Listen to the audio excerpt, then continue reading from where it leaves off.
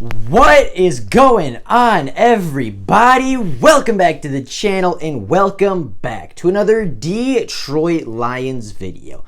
Now, as you can tell by the title and the thumbnail, today we have another mock draft for you guys. It's the second mock draft that I have put together. I took all the comments, all the suggestions from the first one, obviously took some of the newer information with some of the signings and the releases that have happened in recent weeks, put all that together, compiled all of that information, and come out with another mock draft to hopefully point out or hopefully shed some light on some more prospects and a potential path that the Detroit Lions could look to go down as the draft approaches. Now, before we get into this video and before we get into the second mock draft of this draft season for the Detroit Lions, if you are new to the channel and are enjoying this Detroit Lions content, please consider liking the videos and subscribing to the channel. It takes 2 seconds out of your day to do so. It's quick, free, and easy, and you would be helping the channel out more than you could know. So if you could take those 2 seconds to like and subscribe, I'd be greatly appreciative for it. But with all that being said, and without any further ado,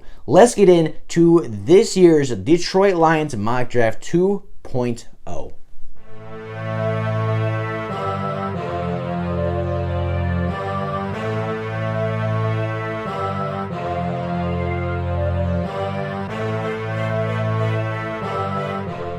Now, this was a upvoted comment on the last video, and that was the comment that you guys obviously wanted to see which players went before the Detroit Lions picks, so what players went 1 through 6, and what players were on the board during the particular pick so that you could know who was available, what other contrasts, what other options were available to make a more informed and better feedback and provide better feedback, obviously. So with that being the case, we will kick this mock draft off as just about 100% of mock drafts will be looking with the number 1 overall pick as the Jacksonville Jaguars selected Trevor Lawrence. Now, this is not a shock to anybody. Trevor Lawrence goes at 1. Now, Justin Fields was the number 2 overall selection picked by the New York Jets.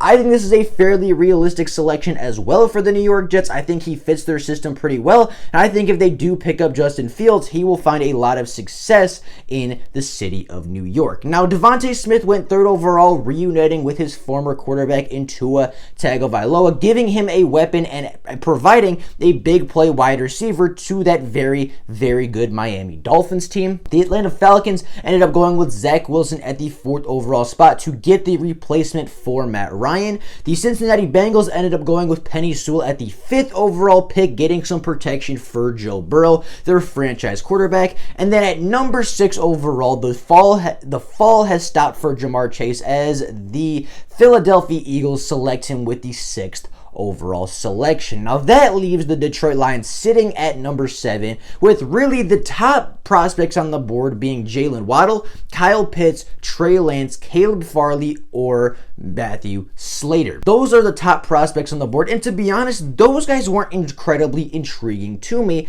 with the 2 trade scenarios that were potentially on the board for the Detroit Lions. Now, the Detroit Lions had 2 trade offers on the board in this particular mock draft, the first of which coming from the New England Patriots, who offered their 15th overall selection along with a 2022 first-round pick for the Detroit Lions' 7th overall pick and their 154th overall pick. Now, that was not a bad trade offer at all, and I like the fact that we would be getting a first-round pick and another first-round pick out of that trade. However, the other trade partner that happened to be available was the Buffalo Bills. Now, the Buffalo Bills do not have a very high first-round pick as they pick with the 30th overall selection in the NFL draft. However, the Buffalo Bills offered up their 30th overall pick, their 61st pick, their 93rd pick, their 2022 second, and their 2022 third for just the 7th overall pick alone. Falling back to pick 30 was a little bit more than I wanted to do.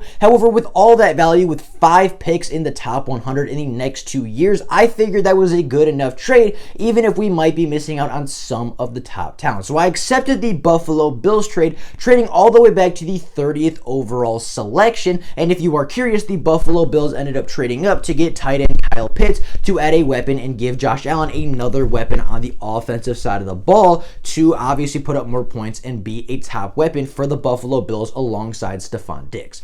Now, go all the way down the board to the 30th overall selection, because that is where our Detroit Lions will be selecting. And with the 30th overall pick and with the first selection in this Detroit Lions 2021 NFL mock draft, I have the Detroit Lions selecting none other than Zaven Collins, the linebacker out of Tulsa. Now, I know this is a very similar pick to what I had them doing in the first mock draft, and don't worry, this is not the same as before. However, with Zaven Collins being available with the 30th overall selection, he was by far the best player available. Some of the other players surrounding that include Samuel Cosmi, the tackle out of Texas, as well as Trayvon Meeing, a safety. So, I mean, those were really the only three guys that I felt were worth the 30th overall pick. Those were the three guys that I was really considering taking. However, I figured our offensive line and our secondary were far less of needs than our linebacking core that's already losing some pieces, and it was already one of the worst units on the team last year. I figured our linebacking core could use the boost more so than our offensive line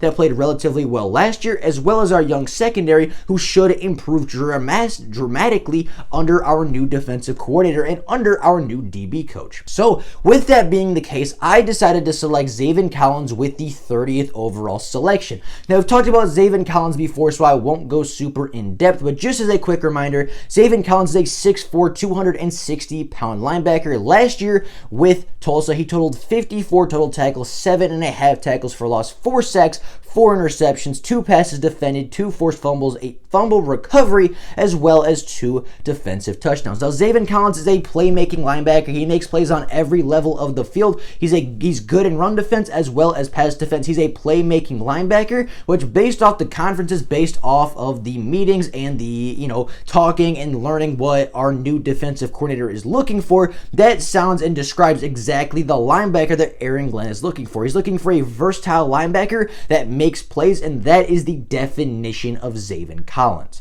Now, with the 41st overall selection, with the Detroit Lions' first pick in the second round, I have them once again going on the defensive side of the football as they look to add a top edge rusher in the class, as they select Jaelan Phillips, the edge rusher from Miami. Now, Jaelan Phillips is a 6'5", 266-pound edge rusher, as I said, out of the University of Miami and formerly out of the UCLA Bruins. Now, Jaelan Phillips last year for the Miami Hurricanes totaled 45 total tackles, 15.5 tackles for loss, 8 sacks, 1 interception, and 3 passes defended. Jaelan Phillips has 2 big strengths in my opinion, those of which being he has good hands, he has pretty good technique for a young pass rusher, as well as his incredibly high and relentless motor. Now, this is a guy that I think has the potential to be the top edge rusher coming out of this class. I think he can be the most efficient edge rusher and be the most efficient pass rusher from this class in its entirety. As I said, very good technique, pretty solid technique, good athlete, and just has an absolutely relentless motor. Will not give up on a play, will not stop on a play until the whistle is blown dead, and that is something I love about him. His mentality is something that really stuck out to me immediately and is something that I really thought was going to be beneficial to this Lions team. Now, as I said, I believe that Jaelan Phillips can be a top edge rusher from this class, and even on day one, I think he'll be a very solid rotational pass rusher, a guy that our new defensive Lions coach is going to be very excited to work with, a guy with a lot of upside, a guy with a lot of potential, and a guy that on day one can be a rotational solid edge rusher, but a guy that year 2 or year 3 could develop into a top pass rusher in the NFL. Now, some of the other options that surrounded this pick and some of the other players available at the 41st overall selection I was also considering included Baron Browning, the linebacker out of Ohio State, Asante Samuel, the cornerback out of SMU, as well as Jason Owa, the pass rusher and the edge rusher out of Penn State. However, I decided to go with Jaelan Phillips out of all of them because I felt like our pass rush could really use the boost, and I felt like Jaelan Phillips had a higher potential and a higher ceiling than Jason Owa from Penn State. Moving on to the third pick in the NFL draft, draft. And with the 61st selection in this year's NFL draft, brought to you by the Buffalo Bills trade, the Detroit Lions take their first offensive player of the draft as they look to select Elijah Moore, the wide receiver out of Ole Miss. Now, Elijah Moore is a undersized wide receiver, only standing at 5'9", 185 pounds. However, last year for Ole Miss, he totaled 86 total receptions for 1,193 total yards and 8 touchdowns. Now, he did this in just 8 games of the 2020 season, and he did so with very, very inconsistent quarterback play, to say the least. Now, Elijah Moore is a very good wide receiver. He has, I believe the stat came out that he had at least a yard or more of separation on 90% of the routes that he ran last season. He's a shifty wide receiver. He's very good in open space. He has a lot of yard after the catch ability, and as I said, separates incredibly well because of his elite route running ability. Now, Elijah Moore would bring a skill set to the Detroit Lions that they do not already have. And as I said, that is a guy that creates very good separation and is very good in yards after the catch. The Lions have their big body wide receiver in Tyrell Williams. They're likely going to get 1 or 2 more wide receivers in free agency, especially now with the news that Kenny Golladay will be hitting the open market. However, as of right now, they don't have a wide receiver with the skill set of Elijah Moore. And I think adding a guy like that at the 61st overall selection is very good value for the wide receiver out of Ole Miss, and I believe he would bring a very good skill set and bring a different kind of skill set to the Detroit Lions that they haven't really seen since Golden Tate's tenure with the Lions. Now, some of the other receivers I knew I wanted to take a wide receiver with this selection, so it was really between either Elijah Moore, Amari Rodgers, Tylan Wallace, or Dwayne Eskridge. Now, I thought that Elijah Moore was the best route runner and created the best separation out of all of them.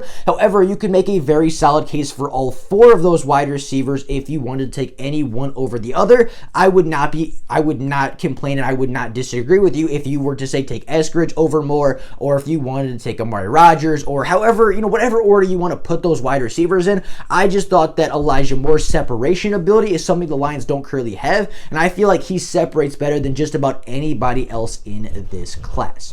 Now, moving on to the 72nd overall selection and the 4th selection for the Detroit Lions in this draft class. This is a linebacker, and this is a player that a lot of Lions fans have been very, very high on over the past couple of weeks, and that is Kentucky linebacker Jamin Davis. Now, Jamin Davis stands at 6'4", 234 pounds. Last season with the Kentucky Wildcats totaled 102 total tackles, 4 tackles for loss, 1.5 sacks, 3 interceptions, 2 passes defended, 1 forced fumble, along with a defensive touchdown. Now, Jamin Davis has incredible size for the linebacker position. As I said, standing at 6'4", 234 pounds. He's a very good player in both the rushing and the passing defense. He can play at both levels. He can play the run defense as well as the pass defense very, very effectively and very, very efficiently. He's a big size, speed, smart kind of a player. He's a playmaking linebacker, and as I said, playmaking linebackers, especially linebackers that can make plays both on the ground and through the air, are guys that Aaron Glenn is going to look to bring in as he looks to rebuild this very, very underwhelming and lackluster linebacking core in Detroit. And I believe that Jamin Davis, as well as Zaven Collins, that 1-2 combination at linebacker, picked at picks 30 and 72 in this mock draft, can single-handedly change the way that this linebacking core plays, and adding 2 big-time coverage linebackers that can also help out in the run and the pass rush is going to help this Lions defense out tremendously, as well as help our new defensive coordinator, Aaron Glenn. With the 88th overall selection in the NFL draft, the Detroit Lions look back to the offensive side of the ball. However, they're looking to build up their trench play this year. Their offensive line played pretty well last season. However, they're looking to add yet another offensive lineman to the fold to complete that 5 strong across the O-line. Now, obviously, they have a left tackle, a left guard, a center, and potentially a right tackle, depending on how you feel about Big V or Tyrell Crosby. However, the big question mark comes at that right guard position, where I have the Detroit Lions addressing that with the 88th overall pick. Now, with the 88th overall pick, I have the Detroit Lions selecting Ben Cleveland, the right guard out of Georgia. Now, Ben Cleveland is a 6'6", 354-pound offensive lineman who played right guard as well as a variety of offensive line positions at the University of Georgia. Now, Ben Cleveland, as early and as recently as last season, was a first-team All-SEC lineman. As I said, very solid, versatile offensive lineman. He fills that right guard position immediately. He can be a plug-and-play starter day one, very similarly to what we did with Jonah Jackson a season ago. And we all saw how that worked out. That worked out very well for the Detroit Lions. They can do a very similar thing here, getting Ben Cleveland in the middle of the second round, middle of day two, plug and play him in at that right guard position. Have obviously Decker, Jackson, Ragnow. Then you have Ben Cleveland and potentially Tyrell Crosby at that at that right tackle position, giving you 5 solid across the offensive line and really solidifying the final question mark of the offensive line for the Lions. With that being the case, the Lions then, with the 93rd overall pick, look to go back to the defensive side of the football. And this is a guy that once again has been suggested a lot for me to look into, and is a guy that I am incredibly high on. And this is the first safety and the first secondary player that will be coming off the board for the Detroit Lions,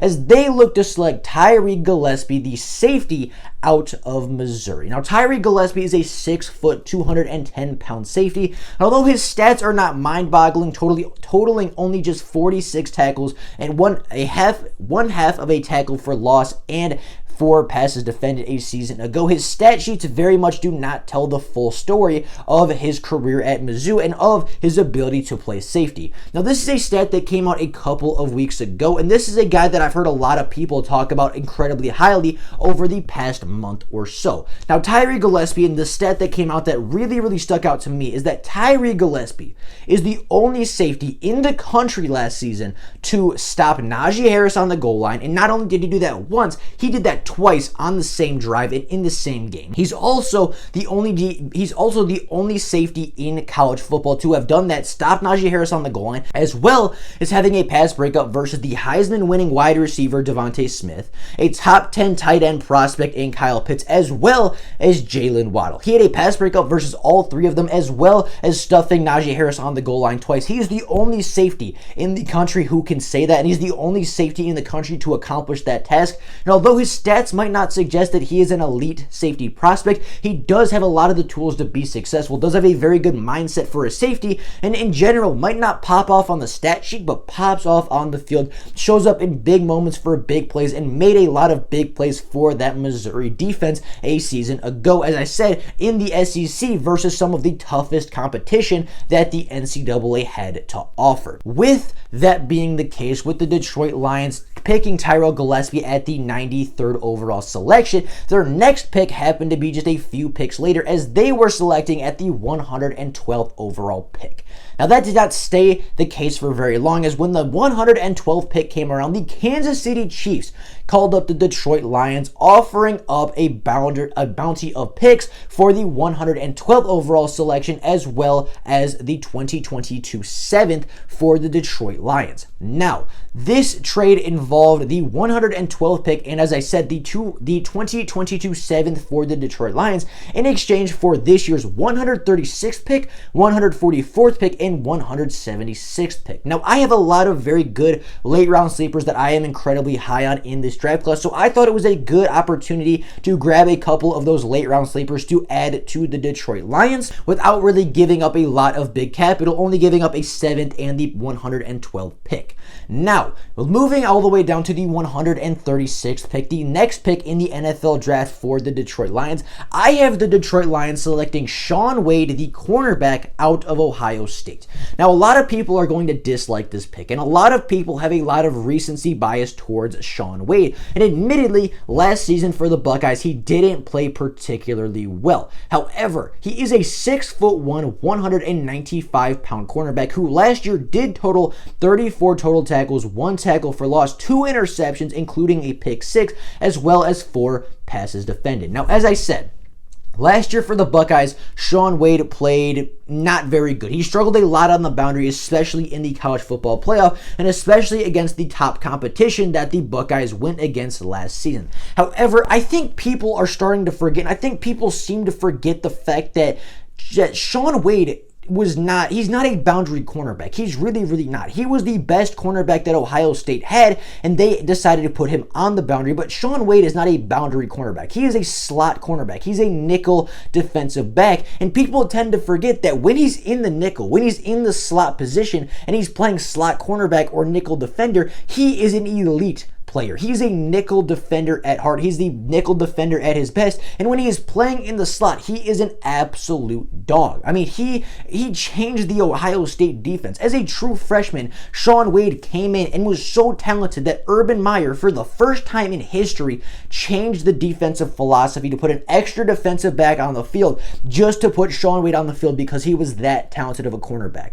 This did not happen at a D3 school. This happened at The Ohio State University, one of the best developmental places for college defensive backs, and arguably DB University.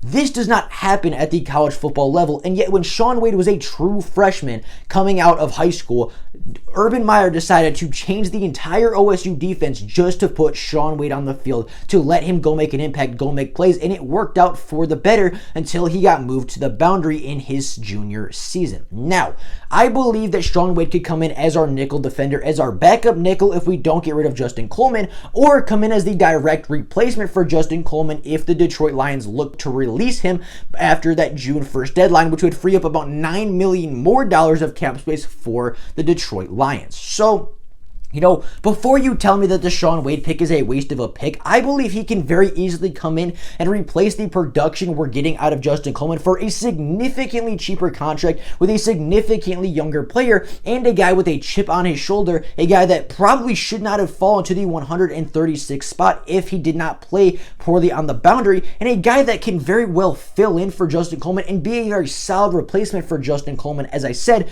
on a cheaper and younger contract for a younger player. With the 144th pick in the NFL draft and the second to last pick that the Detroit Lions have in this draft, I have the Detroit Lions selecting running back Chuba Hubbard out of Oklahoma State. Now, Chuba Hubbard is a 6', 208-pound running back, and although he did not have a very good season last year, which is why his stock dropped tremendously, in the 2019 college football season, Chuba Hubbard had 328 total attempts at running back, totaling 2,094 rushing yards with 21 touchdowns. He is a home run hitter. He can take the ball 60, 70, 80 yards to the house. I mean, this dude is explosive. He's an explosive running back. If you give him a crease, if you give him an inch, he will take a mile from you. As I said, struggled in 2020, which is exactly why he likely will not go very early in the draft. However, sitting at the 144th selection with the Detroit Lions seemingly looking for a backup and seemingly looking for a counter player for DeAndre Swift, a guy that can do the opposite of DeAndre Swift, which is take the ball 70 yards to the house, get a home run hitter, a true complement to DeAndre Swift. That's exactly what I think Chuba Hubbard will be in the NFL if we do draft him. I think he's going to be a big, explosive play wide receiver that's going to get 5-6 touches a game, but every single touch is going to have that opportunity to bust a play for 70, 80 yards, take it to the house for a one-play touchdown. Now, with the final pick, with the 154th pick in this year's NFL draft, and the final pick the Detroit Lions will be making for this mock draft, I have the Detroit Lions staying on the offensive side of the ball, taking a developmental quarterback in Jamie Newman. Jamie Newman, as I said, is a very developmental quarterback. He played fairly well with Wake Forest in his first 3 seasons, transferred to Georgia for his senior season, and ended up opting out because of the COVID-19 pandemic. However, Jamie Newman stands at 6'4", 230 pounds at the quarterback position. His final full season with Wake Forest, he totaled a 60.9% completion percentage, totaling for 2,869 yards with 26 touchdowns and 11 interceptions. Now, he's a very dynamic player. He's a dynamic scrambler. He's a very athletic quarterback. He can get out of the pocket. He can move. You can develop some screen or some read options. You can develop some design QB runs for him. And I mean, you can develop and you can, design a lot of plays to use Jamie Newman's athleticism in the NFL, even if he's not a full-time starter. Now, Jamie Newman, a lot of his struggles come with the mental side of the game. He's kind of a one read and go quarterback. If his first read isn't there, he tends to take off, which does tend to hurt him in the long run and will hurt him in the NFL. However, he had a very productive Senior Bowl performance, which was really good to see. Obviously, the only time we got to see him play in a true game this season. And I mean, again, that athletic ability, that athletic potential, his potential as a quarterback, and just adding QB competition for that QB2 spot as he's looking to battle it out with David Blau for the quarterback 2 position, I figured was too good to pass up with the 154th selection. And with that being the case, I decided to take Jamie Newman on a flyer pick in the 7th round. Now, you might be wondering what happened to the 176th pick offered by the Kansas City Chiefs. Well, I decided that there was no good player at that position, and I decided to trade out. I decided to call up the Los Angeles Rams and offer the 176th pick for their 7th round pick from a year from now. So their 2022 second round pick. Now, this basically just recuperates the pick that we gave away to acquire the 176th pick, and I figured there's not really a good option here with the 176. There's not really a good player. There's not really a player that I see having a good impact for the Detroit Lions in any way, whether that be on the defense, offense, or special teams. So I decided to trade it back a year, recuperate it for next year, and go back at it again, leaving the Detroit Lions with a lot of different selections in the 2022 NFL Draft. With all of that being said, that is the entirety of my second mock draft. Kind of an overview of it. I did trade back a little farther than I'd like to. It was a little farther back than was ideal. However, I felt like this was a very good draft for the Detroit Lions. They got 2 playmaking linebackers in Davis and Collins, but guys that can contribute both on the ground and through the air, guys that can contribute in the rush and the pass defense. You have a high potential edge rusher in Jalen Phillips, a good rotational guy on day 1, and a guy that our new defensive lines coach could and should be able to develop into a top edge rusher in the NFL. You have a wide receiver with good yak ability and great separation ability in Elijah Moore. You have an all SEC lineman, which is not easy to do, by the way, filling in at your right guard position with Ben Cleveland. You have a very versatile and very good safety in Tyrell Gillespie coming in. You have a great slot cornerback, a great nickel cornerback in Shaun Wade to replace Justin Coleman and get rid of that big contract. You have a home run hitter in Chuba Hubbard and a high potential developmental quarterback in Jamie Newman. Not to mention, you also walk out of this year's draft with a 2022 second, third, and 7th round pick for next year's draft, resulting in the Lions holding all these picks. With all that being said, that's all I got for you guys today. Let me know down in the comments below what you think about this mock draft. Do you guys think this is a good mock draft? What picks would you change? What picks would you keep the same? Is there anybody that you think I drafted a little high, a little late, or somebody that you thought was a big steal? Let me know all that down in the comments below. I'd be very curious to hear your opinion on this particular mock draft. If you want to see more of these, I'll come out with more and more and more. I love doing these videos. I love doing these mock drafts and speculating about draft night. But with all that being said, that is all I got for you guys today. If there is Lions news to come out before tomorrow, I will obviously make a video letting every single person know. But until then, that's all I got for you guys today. Thank you all so very much for watching, and I will see you all tomorrow with more Lions content. Thank you all so very much for watching. Bye, guys.